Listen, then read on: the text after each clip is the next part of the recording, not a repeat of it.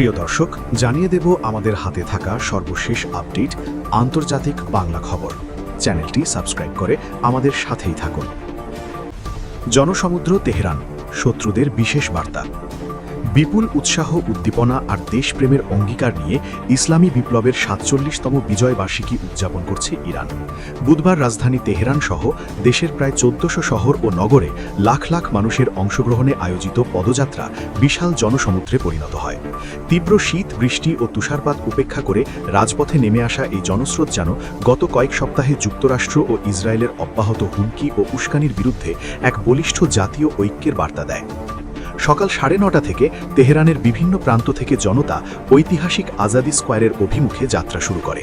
মিছিলে অংশগ্রহণকারীরা দশকের পর দশক ধরে ইরানি জনগণের বিরুদ্ধে যুক্তরাষ্ট্রের নানা ষড়যন্ত্রের নিন্দা জানিয়ে স্লোগান দেন।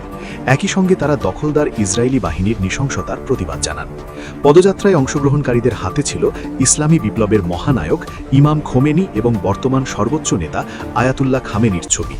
এছাড়া গত জুনের ১২ দিনের যুদ্ধ ও সাম্প্রতিক বিদেশি মদতপুষ্ট সহিংসতায় নিহতদের স্মৃতিতে তাদের ছবিও বহন করা হয়। এই বিশাল আয়োজন কাভার করতে দেশি বিদেশি মিলিয়ে প্রায় ৭,০০০-এরও বেশি সংবাদকর্মী উপস্থিত ছিলেন। আজাদি চত্বরে আয়োজিত বিশাল সমাবেশে গুরুত্বপূর্ণ ভাষণ দেন প্রেসিডেন্ট মাসুদ পেজেশকিয়ান। সমাবেশের একপাশে সম্প্রতি বিদেশি চক্রান্তে সৃষ্ট সহিংসতায় ক্ষতিগ্রস্ত ও পুড়িয়ে দেওয়া বিভিন্ন যানবাহন প্রদর্শিত হয়, যা ষড়যন্ত্রের বিরুদ্ধে জনগণের সচেতনতা বৃদ্ধির লক্ষ্যে রাখা হয়েছিল। এছাড়া ইরানের সামরিক শক্তির প্রতীক হিসেবে আজাদি স্কোয়ারে প্রদর্শন করা হয় সুমার, নূর ও কাদির ক্রুজ মিসাইল এবং জুলফিকার ও হাজ কাসেমের মতো শক্তিশালী ব্যালিস্টিক ক্ষেপণাস্ত্র। গত জুনের যুদ্ধে ভূপাতিত ইসরায়েলি ড্রোনের ধ্বংসাবশেষও জনসাধারণের সামনে তুলে ধরা হয়। এবার জানিয়ে দেব, ক্ষেপণাস্ত্র নিয়ে যুক্তরাষ্ট্রের সঙ্গে কোনো আলোচনা নয়, বললেন ইরান। চলমান উত্তেজনা নিয়ে নতুন করে আলোচনার প্রস্তুতি নিচ্ছে যুক্তরাষ্ট্র ও ইরান। তবে এরই মধ্যে তেহরান স্পষ্ট করে জানিয়েছে, ক্ষেপণাস্ত্র কর্মসূচি নিয়ে কোনো ধরনের আলোচনা করবে না তারা। ইরানের সর্বোচ্চ নেতা আয়াতুল্লাহ আলী খামেনির উপদেষ্টা আলী শামখানি বলেছেন, ইসলামিক রিপাবলিকের ক্ষেপণাস্ত্র সক্ষমতা কোনোভাবেই আলোচনাযোগ্য নয়। বুধবার ইসলামী বিপ্লবের ৪৭তম বার্ষিকী উপলক্ষে আয়োজিত এক মিছিলে অংশ নিয়ে তিনি এই মন্তব্য করেন। গত সপ্তাহে ওমানে যুক্তরাষ্ট্র ও ইরানের কূটনীতিকদের মধ্যে পরোক্ষ বৈঠক হয়েছে। একই সময়ে ইরানকে লক্ষ্য করে মধ্যপ্রাচ্য অঞ্চলে নৌবাহিনীর উপস্থিতি জোরদার করেছে যুক্তরাষ্ট্র। ওয়াশিংটন দীর্ঘদিন ধরে ইরানের ওপর বিভিন্ন নিষেধাজ্ঞা বহাল রেখেছে। পাশাপাশি তারা চায় ইরানের পারমাণবিক কর্মসূচির সঙ্গে ক্ষেপণাস্ত্র কর্মসূচিও আলোচনার আওতায় আসুক। তবে তেহরান বরাবরই বলছে, নিষেধাজ্ঞা প্রত্যাহারের বিনিময়ে তারা পারমাণবিক কর্মসূচিতে সীমাবদ্ধতা নিয়ে কথা বলতে প্রস্তুত। কিন্তু ক্ষেপণাস্ত্র সহ অন্যান্য প্রতিরক্ষা ইস্যু আলোচনার সঙ্গে যুক্ত করা যাবে না। এদিকে চুক্তি না হলে ইরানের ওপর হামলার হুমকি দিয়েছেন যুক্তরাষ্ট্রের সাবেক প্রেসিডেন্ট ডোনাল্ড ট্রাম্প। পাল্টা জবাব দেওয়ার অঙ্গীকার করেছে তেহরান। এতে আঞ্চলিক নিরাপত্তা পরিস্থিতি নিয়ে উদ্বেগ বাড়ছে। ট্রাম্প বরাবরই যুক্তরাষ্ট্রের ঘনিষ্ঠ মিত্র ইসরায়েলের নিরাপত্তার প্রতি সমর্থন জানিয়ে আসছেন। ইরানকে ইসরায়েলের প্রধান প্রতিপক্ষ হিসাবে দেখা হয়। মঙ্গলবার বিভিন্ন গণমাধ্যমকে দেওয়া সাক্ষাৎকারে ট্রাম্প আবারও সতর্কবার্তা দেন। তিনি বলেন, ইরান চুক্তি চায় বলে তার বিশ্বাস, কিন্তু তারা অস্বীকৃতি জানালে খুব কঠোর কিছু করবেন তিনি। এদিকে ইসরায়েলি নৃশংসতার আঘাত কাটাতে বক্সিং প্রশিক্ষণে গাজার মেয়েরা। ইসরায়েলের হামলায় বিধ্বস্ত ফিলিস্তিনের গাজা সহায় সম্বল হারিয়ে উপত্যকার আশ্রয় শিবিরে বসবাস করছেন লাখ লাখ মানুষ। এরই মধ্যে বালুর ওপর কোনো রকমে গড়ে তোলা হয়েছে একটি বক্সিংয়ের রিং। সেখানে লড়াইয়ে নামার আগে অপেক্ষায় কয়েকজন ফিলিস্তিনি কিশোরী। ইসরায়েলের নৃশংস হামলার মানসিক আঘাত কাটাতেই এখানে এসেছে তারা। এই চিত্র দক্ষিণ গাজার খান ইউনিসের। সেখানে বক্সিংয়ের রিংটি গড়ে তুলেছেন ওসামা আইয়ুব। আগে উত্তরে গাজা নগরীতে তার একটি বক্সিং ক্লাব ছিল, তবে ইসরায়েলি হামলায় বাড়িসহ ক্লাবটি ধ্বংস হয়ে যায়। পালিয়ে খান ইউনিসে আসার পর নতুন উদ্যমে আবার বক্সিং প্রশিক্ষণের আয়োজন করেছেন তিনি। এখানে যেসব কিশোরী বক্সিং শেখে তারাও ওসামার মতো বাস্তুচ্যুত।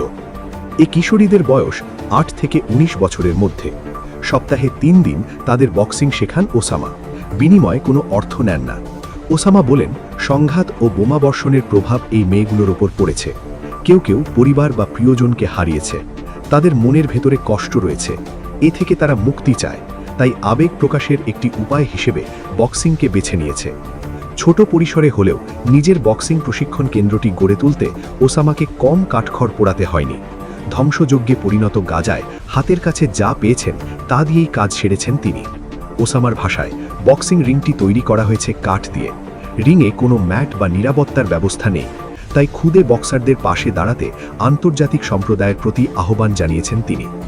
সাহায্যের কথা 16 বছর বয়সী প্রশিক্ষণার্থী রিমাসের মুখেও। বিদেশিরা তাদের জন্য গ্লাভস আর জুতো পাঠাবে এ আশায় রয়েছে সে।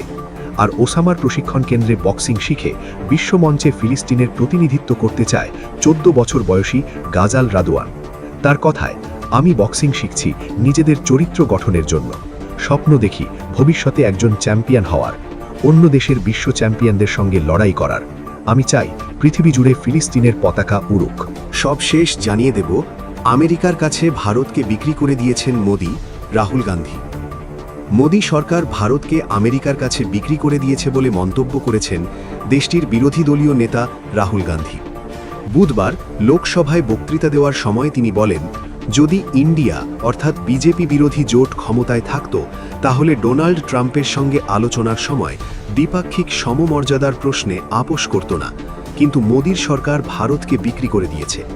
ভারতের মাটিতে আমেরিকান পণ্যের অবাধ অনুপ্রবেশের অনুমতি দিয়ে দেশের কৃষকদের জীবন ও জীবিকাকে বিপন্ন করে তোলার বন্দোবস্ত করেছে। জ্বালানি নিরাপত্তা বন্ধক দিয়েছে আমেরিকার কাছে। এটি প্রকৃতপক্ষে পাইকারি আত্মসমর্পণ বলেও মন্তব্য করেন তিনি। লোকসভায় অর্থমন্ত্রী নির্মলা সীতারমণের বাজেট প্রস্তাবের উপর বিতর্কে রাহুল গান্ধী ট্রাম্প সরকারের কাছে মোদির আত্মসমর্পণের ব্যাখ্যাও দিয়েছেন। তার এই বক্তব্যের সময় বরাবরের মতোই প্রবল বাধা দেওয়া হয়েছে ট্রেজারি বেঞ্চ থেকে।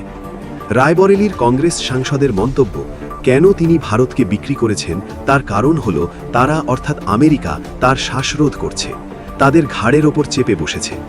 আইকিডো এবং জিউজিৎসুতে পারদর্শী রাহুল তার বক্তব্যের সমর্থনে মার্শাল আর্টের উপমা টেনে বলেন, অনেক মার্শাল আর্টে প্রতিপক্ষকে পর্যদস্ত করার কৌশল হল ঘাড় চেপে শ্বাসরোধ করা। আর সেই শ্বাসরোধের উদাহরণ দিতে গিয়ে এপস্টেইন ফাইল প্রসঙ্গ উল্লেখ করেন তিনি। মার্কিন প্রেসিডেন্ট ট্রাম্প গত 2 ফেব্রুয়ারি ভারতের সঙ্গে বাণিজ্য সমঝোতা সংক্রান্ত চুক্তির ঘোষণা করে শুল্কের পরিমাণ 25 থেকে কমিয়ে 18 করা এবং রাশিয়া থেকে তেল কেনার শাস্তি হিসেবে অতিরিক্ত 25% জরিমানা প্রত্যাহারের বার্তা দিয়েছিলেন। সেই সঙ্গে জানিয়েছিলেন, সমঝোতার শর্ত হিসেবে আমেরিকার কাছ থেকে $50,000 কোটি অর্থাৎ 45 লাখ কোটি রুপিরও বেশি মূল্যের জ্বালানি, প্রযুক্তি, কৃষি, কয়লা এবং অন্যান্য অনেক পণ্য কিনবে ভারত। ইউক্রেন যুদ্ধের আবহে রাশিয়া থেকে কেনা তেল ভারতের জ্বালানি নিরাপত্তার প্রধান মাধ্যম বলে বিশেষজ্ঞদের একাংশের দাবি। রাহুল বুধবার সে বিষয়টিকেই ইঙ্গিত করেছেন। পাশাপাশি সংবাদ সংস্থা রয়টার্স প্রকাশিত খবরে দাবি করা হয়েছে, বাণিজ্য সমঝোতার শর্ত হিসেবে এবার মার্কিন কৃষি পণ্য ও দুগ্ধজাত পণ্যের জন্য দরজা আংশিকভাবে খুলে দিতে চলেছে মোদি সরকার।